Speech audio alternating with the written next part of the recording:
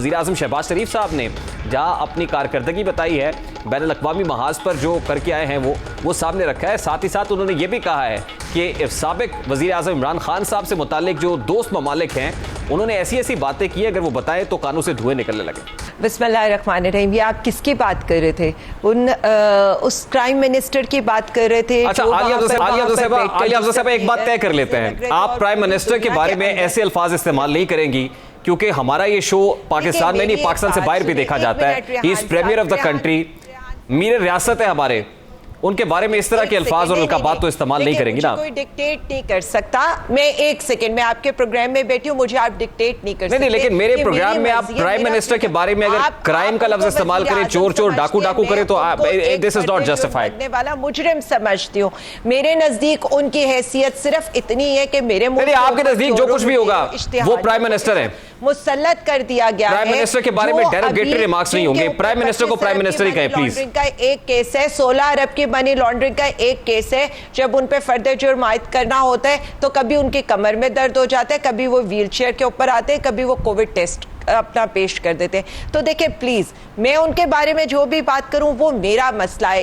It has nothing to do. نہیں آپ میرے پلیٹ فارم سے کہہ رہی ہیں نا جی، اور ایٹ لیسٹ آپ میرے پروگرام میں پرائم منسٹر کے بارے میں اس طرح کی بات کریں گی تو میں تو نہیں جانے دوں گا. I'm sorry.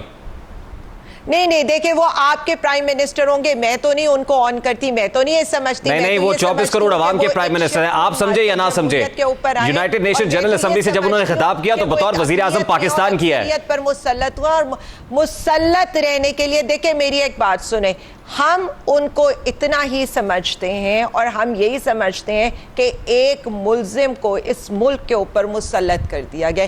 ایک ملزم جس کے یہ سوال آپ chief justice of the country سے کر رہی ہیں، آپ عدالتی سسٹم کے اوپر سوال اٹھا رہی ہیں. دیکھیں میری بات سنیں، ہم اس بحث میں الجھے رہیں گے. میں اپنی بات پر قائم ہوں اور قائم رہوں گی. Please come straight away to my question نا. جو سوال میں نے آپ سے کیا آپ اس کا جواب دیں. Prime minister of the country یہ کہہ رہے ہیں کہ سابق وزیر اعظم کے بارے میں دوست ممالک کے سربراہ نے کچھ ایسی باتیں کی کانوں سے دھوئیں نکلیں گے.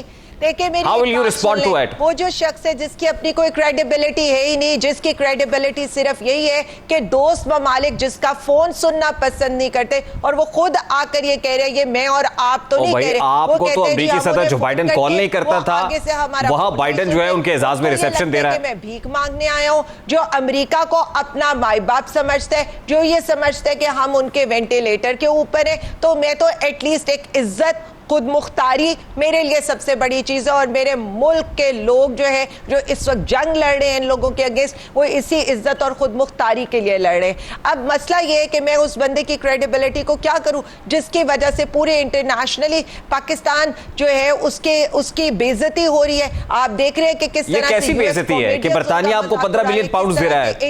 یہ کیسی بے عزتی ہے کہ 1 کروڑ ڈالرز آپ کو امریکہ دے رہا ہے. یہ کیسی بے عزتی ہے کہ یونائٹڈ نیشنز کے جنرل سیکرٹری جو ہے وہ پوری دنیا کی نظریں پاکستان کی طرف مبذول کرا رہے ہیں. یہ کیسی بے عزتی ہے؟ پوری ہے. صرف ایک سیکنڈ ریحان صاحب پلیز ایک سیکنڈ مجھے اپنا موقف تو دینے دیں. Why are you bringing disgrace to my country, عالیہ افضل صاحبہ? Why are you bringing such a disgrace? Who said کہ میرے ملک کی بے عزتی ہو گئی؟ کون سی کرپشن کی ہے؟ نہیں میرے ملک کی بے عزتی کیسے ہو گئی؟ جو اپنے ایئر پلگز ٹھیک نہیں کر سکتا، جس کا confidence level is 0. What difference does it make? یہ کسی بھی انسان کے ساتھ ہو سکتا ہے. کے جنرل سیکرٹری کو بیٹھ کر جس طرح کی انگریزی کا وہ کرے، آپ کی اپنی قومی زبان ہے. جو UN کے اندر آپ کیا دیکھ رہے ہیں؟ لیکن I don't want to bring disgrace to my country and my prime minister. جس وقت وہ پرائم منسٹر تھے تو اس وقت ہم ان کی عزت کرتے تھے، ان کو پرائم منسٹر نہیں کہتے تھے. بتا دیتی ہوں، دیکھیں میں اپنی بات کر رہی ہوں اور میں اپنی بات کو ایویڈینشل پروف کے ساتھ پیش کر رہی ہوں. اس کے بعد آپ یہ دیکھ لیں UAE ان کو کچھ دینے کے لیے تیار نہیں ہے. دیکھیں نا یہ فیکٹس کو ڈسٹورٹ کر رہی ہیں آپ. ذرا فیکٹ چیک بھی لے لیں، ریالٹی چیک کیا یہ بھی دیکھ لیا کریں. اور آپ یہ کہہ رہے ہیں he is not a this needs a serious reality check. آپ کو کس نے کہا ہے کہ روزویلٹ بک رہا ہے؟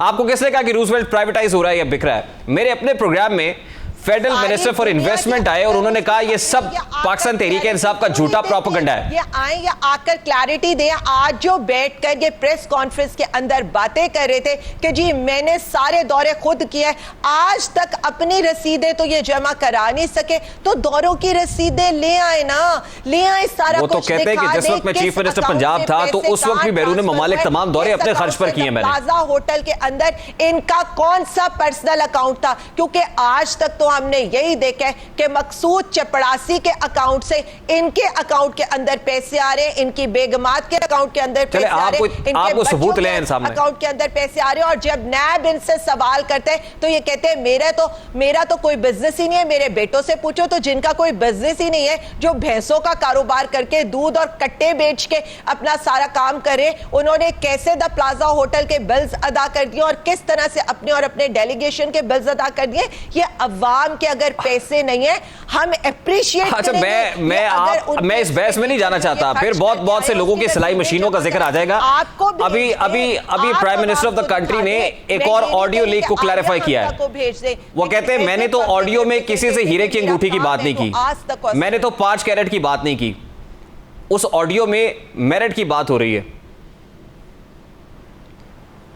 اگر ان کا میرٹ یہ ہے, اور دوسری بات یہ جو آج پہلی چیز انہوں نے آڈیو لیکس مان لی کہ وہ آڈیو لیکس ٹھیک تھی, دوسری چیز انہوں نے یہ مان لی کہ ان کا جو آفس ہے وہ اپنے لوگوں کو نوازنے کے لیے پہلی والی چوری کے اوپر پردے ڈالنے کے لیے تو استعمال ہوا نہیں نا, وہ تو کہہ رہے ہیں کہ ہم نے اس کو کنڈیم کیا ہے. ایک منٹ, you need to understand all this thing, کیونکہ میں منسٹری کا حصہ ہوں, مجھے پتہ ہے انڈیا کے ساتھ ایک پن کی بھی, ایک جو پن ہے, ایک سوئی ہے, اس کی بھی تجارت تو پلانٹ کا 60% حصہ تو آپ کی حکومت میں آیا تھا. کتنے لوگ تھے, ایک سیکنڈ, جن کے آدھے پلانٹس آئے تھے, جن کی آدھی چیزیں آئی تھی اور آدھی چیزیں بند ہو گئی تھی, کیونکہ ہم نے یہ کہا تھا کہ عمران خان کشمیر کا ایمبیسڈر ہے, جب تک اس دن کا عالیہ افضل صاحبہ یہی تو میں پوچھ رہا ہوں کہ اس پلانٹ کا 60% حصہ آپ کی اپنی حکومت میں آیا تھا, اس کے بعد رزاق داؤد صاحب کی کمپنی سے رجوع کیا گیا تھا, اور رزاق داؤد صاحب کی کمپنی نے کہا تھا کہ 1 ارب روپیہ لیں گے اور براستہ لندن وہ پاکستان پہنچا دیں گے, ابھی تک وہ بھی پاکستان نہیں آیا. کہ اگر ہم رہ گئے ہم ان سے سوال کریں گے. اب آپ میرے سوال کا جواب نہیں دیتی نا. یہ جو پلانٹ تھا 40% حصہ یہ آ گیا ہے انڈیا سے پاکستان میں, جس کے بارے میں مریم بی بی ریکویسٹ کر رہی تھی. دیکھیں میری ایک بات سن لیں, بات یہاں پر ہو کیا رہی ہے. مریم بی بی آپ کانٹینٹ پہ غور کریں. مریم بی بی کہہ رہی ہیں کہ مجھے یہ فیور چاہیے میرے داماد اعلیٰ کے لیے, تو پرائم منسٹر نے دے دی فیور جو آدھا آ چکا ہے. اس کے بعد یہ کیا فرما رہے ہیں, یہ فرما رہے ہیں کہ چونکہ پولیٹیکل پریشر آئے گا, چونکہ عوام کا بیک لیش آئے گا, تو میں اس کو لندن سے آ کر دیکھوں گا, اور پھر اس کے بعد وہ جو مفرور اعلیٰ یہاں پر اوتھ لے کر اب خزانے کی کنجی جنہیں دے رہے ہیں ان کے بارے میں کہا جاتا ہے, جب وہ آ جائیں گے تو وہ اس کو سیٹل کر لیں گے. تو میرے سوال کا جواب کیا ہوا کہ کیا پلانٹ آ گیا آ جاتا ہے کہ چونکہ یہ داماد اعلیٰ میری میڈیا مینجمنٹ میں مجھے ہیلپ پلانٹ آ گیا پاکستان میں لگوانا چاہتی ہوں, وہ خبریں یہ پلانٹ کراتے تو مجھے اسے فیور دینی ہے. اس پر بات یہ ہوتی ہے کہ تھرڈ کنٹری سے اس کو لے آئیں, تو وہ بی بی صاحبہ آگے سے کہتی ہیں کہ اس پہ فریٹ چارجز پڑتا ہے. دیکھیں آپ نے تھرڈ پارٹی کے ذریعے سے براستہ لندن پاکستان پلانٹ لانے کی بات کی ہے, تو آپ کی اطلاع کے لیے عرض ہے کہ آپ کی اپنی حکومت میں آپ کے اپنے مشیر رزاق داؤد صاحب کی کمپنی کو یہ ٹھیکہ ملا تھا, اور رزاق داؤد صاحب نے کہا تھا کہ براستہ لندن لے آئیں گے اور 1 ارب روپے کے اوور ہیڈ چارجز پڑیں گے.